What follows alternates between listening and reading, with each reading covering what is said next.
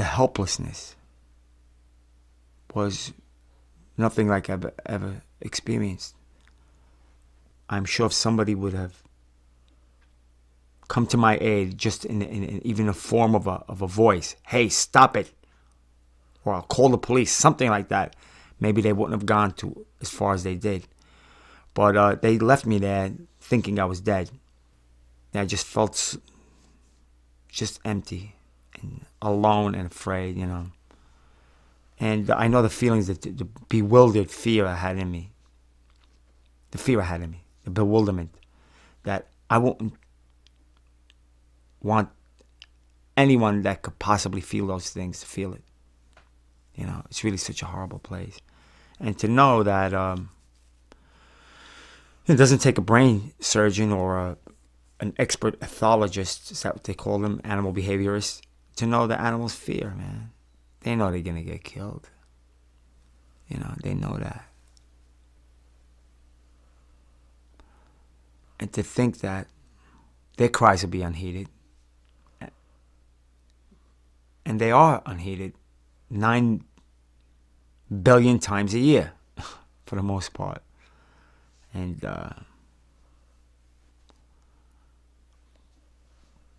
but not because of me, you see. That makes a difference. So I just don't want to be a bystander and see somebody get harmed that way without anybody saying, hey, you know, that's wrong. Or that doesn't have to be that way. Or hey, stop. You know, and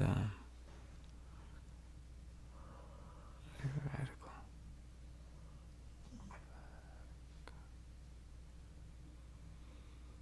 This is amazing to me still, because I'm just so fresh.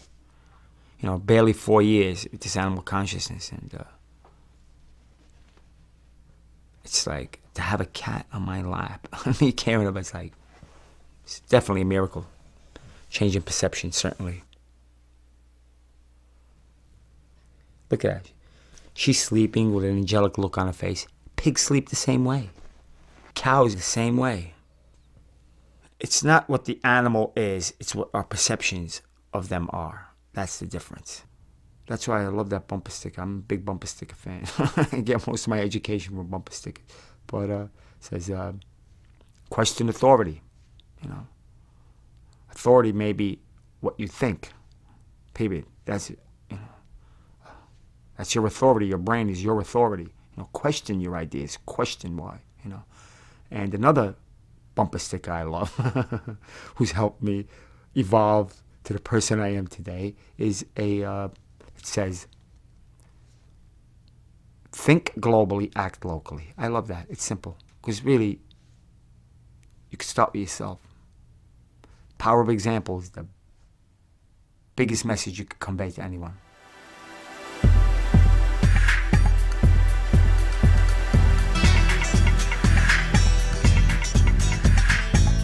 I started this issue because it was close to home. My first connection with animals was through fur bearers. I fell in love with a fur bearer, and I didn't see any distinction between my little fur bearer and another fur bearer traveling the forests, you know, and I couldn't see my companion animal, this little, beautiful little creature, be gassed, clubbed, stepped on, and have her skin ripped off her back for somebody's earmuffs. So it was there at that level. It was personal. And people ought to know what the reality is, that it is ugly. If it weren't ugly, people wouldn't be aroused to change it. You know, slavery is ugly. The Holocaust was ugly. The attitude toward black Americans, you know, prior to the civil rights movement was ugly. Jim Crow laws were ugly. You know, the lynchings, ugly. You know, that's the reality. And if you hide that, how would anybody know? It'll just continue. 10 to 15 years ago, the fur industry was hurting greatly because of these graphic pictures of the reality of the fur industry. People were made aware and this and that. And, but after a while, after sort of plateaued, and the fur industry started taking measures to introduce fur back into the mainstream. And what they did, that is very, very cleverly. First, they dyed it to make it look like a synthetic maybe. And what they did is they applied it into non-fur garments, like on the cuffs or on the hood, just as a trim. So you have all these big companies buying this thing that's fur, but it's touted as a trim, you know, as if any other fabric, as if it was corduroy or something. And they made millions of these coats, and people were buying it. So now people didn't give it a second thought. I mean, they bought a parka, a nylon parka, but now it had this trim on it. So now you had a lot of people walking around with, inadvertently, with dead animals as trim. The fur industry get fur-bearing animals to make their garments out of in two ways. One is through trapping. Certain animals cannot be raised in a cage. So there are those that, quote, need to be trapped in order to get their pelt. That's what a steel jaw leg hole trap looks like. Come here. Get Satch out of here. That thing's so dangerous. Who knows it? Come on, Inky Jabba Joe. Goodbye, Mary. Look at Satch. Stop crying. Everybody get evicted right now. Come on. Here. Okay. You're out, bro. This is, they stake it to the ground so it doesn't move. They cover it up. They put it in areas where they know the animals travel. Very common trap. It's very cheap. And what happens is this. Okay.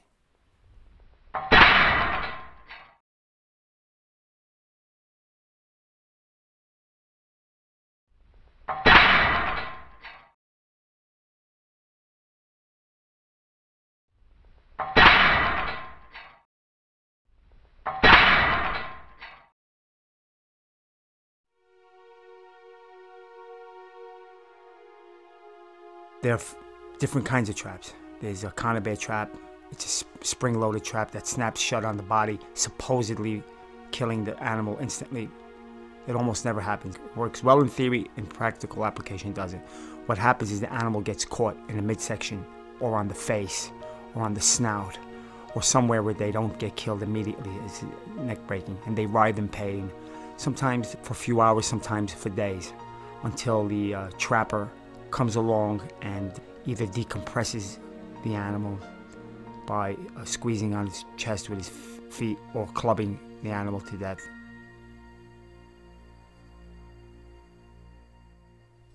If we show this on the street in New York, they say we have a dangerous weapon. We have a dangerous weapon that could cause harm. But cats and dogs and other non-target animals are caught in it, and they die and they suffer just the same, and then they're discarded. It's part of the equation, you know, it's the business equation. Yeah, you're going to lose some and you're going to catch some, and, you know, if anyone feels that this is such a horrible thing to have their dog or cat undergo, you know, what about the fox, you know, and the mink? They feel all the same things that a cat or dog does, you know, except you don't feel the same way about them, you see? That's the only difference, you know. The fur industry is a huge industry, and they have all these resources at their command. And what they do, and they do very well, is try to misinform the public as to what actually happens. And they call things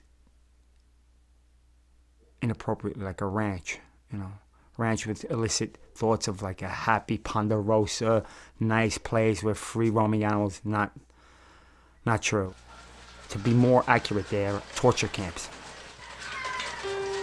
These animals are born into captivity, into these cages barely big enough to have the animal turn around. Sometimes these animals, like fox and a mink, their range in the wild is somewhere between 20 and 40 square kilometers a day. That's their range, and they're limited to these wire cages that are built on wooden or steel platforms, but with no obstruction of the bottom part of the wire so as to have all the excrement and urine, feces drop down below so it'll be easy for cleaning. That means these animals with extremities, limbs that are used to travel in grassy areas, in dirt, in wooded areas, in forests, are now forced to stand with these same extremities on this wire. These fur-bearing animals, they produce a heavier coat as the winter gets colder. So in order to unnaturally facilitate this natural process, they leave them exposed to colder conditions than usual. Bad feed. The feed's comprised of their fellow fox or mink that's died prematurely or had their pelt removed, fed them back, in effect making these animals cannibals, which they're not in nature.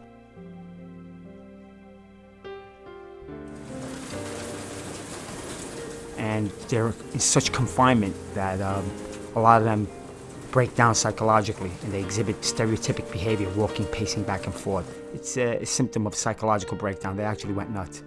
And they go nuts. Thousands more animals die prematurely. A lot of times very sick. A lot of times infections. I mean, there is no veterinary care because it's not cost effective to give veterinary care to an animal that's going to be made into code. So these animals have to endure these horrid conditions for many, many months until they're big enough for the kill.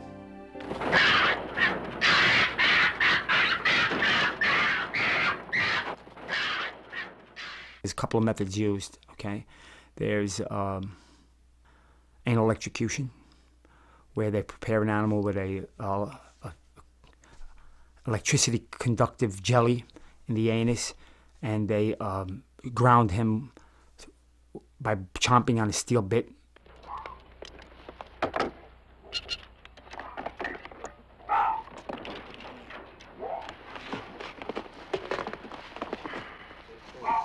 And they insert this probe into the anus and they turn the juice on and they fry him from the inside out.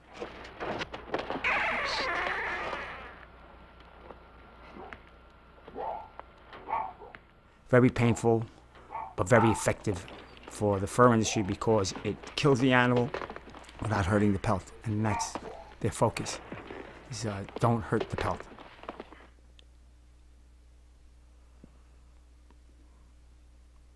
Another way is gassing. A lot of times very primitive methods of gassing, sometimes just hooked up to a carbon monoxide crate.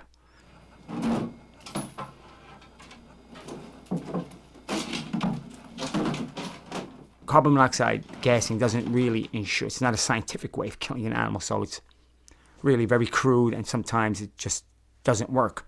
And the animal's just knocked out. And they wake up as they're being skinned. It's just unconscionable. And this is not isolated incidents.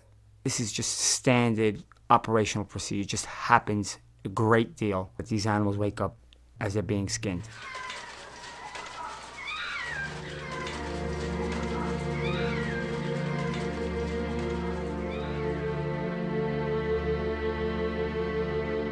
Born into captivity, died in captivity. You know, it's really cruel and crude, and there's no way around it. There's no clean way. The animal always suffers.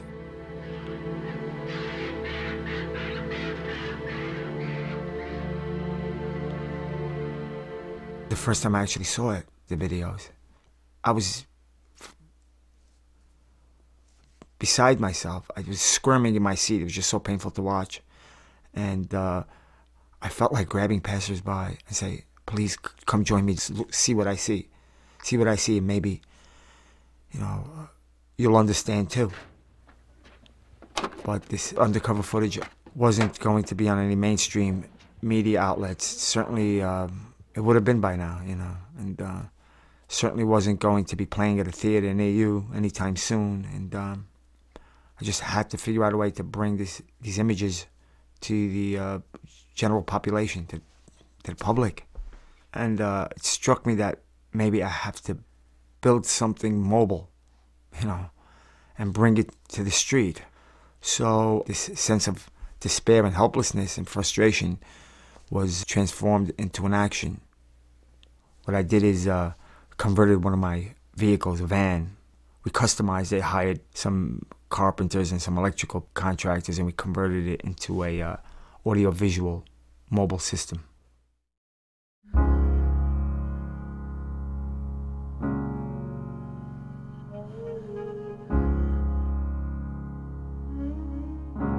Spend all your time waiting for that second chance, for a break that would make it okay.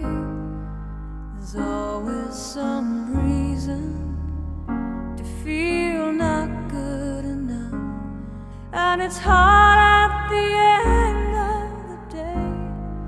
I need some distraction. Oh, beautiful release. Memories seep from my veins. Let me be empty, oh, and weightless, and maybe I'll find some peace tonight in the arms of the angel. Fly away from here, from this dark, cold hotel room, and the endlessness that you fear. You are pulled from the wreckage of your silent reverie. You're in the arms of the angel. May you find some comfort here. Ladies and gentlemen, take a moment of your precious time to bear witness to the cruel reality of fur and fur trim. Remember that all fur necessarily came from tortured and tormented animals, as you can see here in our undercover footage video. Please say no to violence, say no to cruelty, say no to fur. Have a happy and compassionate holiday. Thank you. So tied up in a straight line, and everywhere you turn, there's vultures and thieves at your back. The storm keeps on twisting. You keep on building the lies that you make up for all that you lack. It don't make no difference. Escaping one last time, it's easier to believe in this sweet madness, all this glorious sadness that brings me to my knees in the arms of the angel. Fly away from here, from this dark